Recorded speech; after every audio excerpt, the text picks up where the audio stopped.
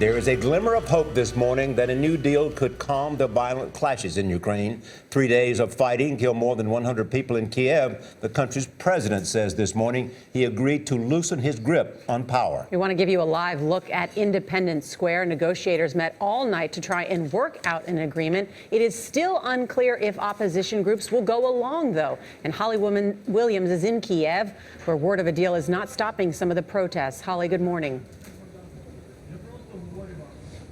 Good morning, Charlie and Nora. Ukraine's President Viktor Yanukovych has agreed to hold elections later this year and to form an interim coalition government. But that is not enough for his opponents. There were scuffles this morning in Ukraine's parliament as opposition members called for snap presidential elections.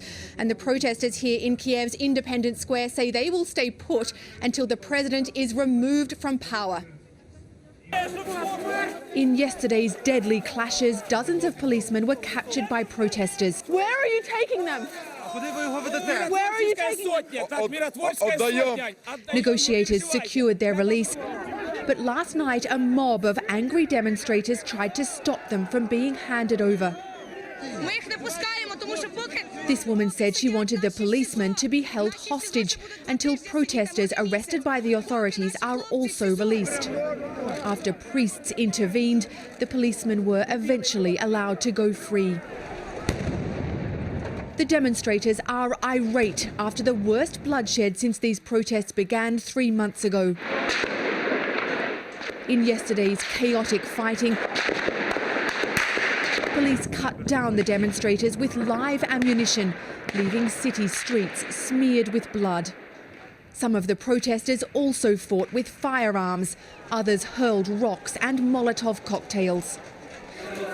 Many of the injured were dragged to a makeshift hospital in the lobby of a nearby hotel. It's bullet wounds that they were killed with, to the head. But at least 77 people couldn't be saved, and some here put the figure much higher.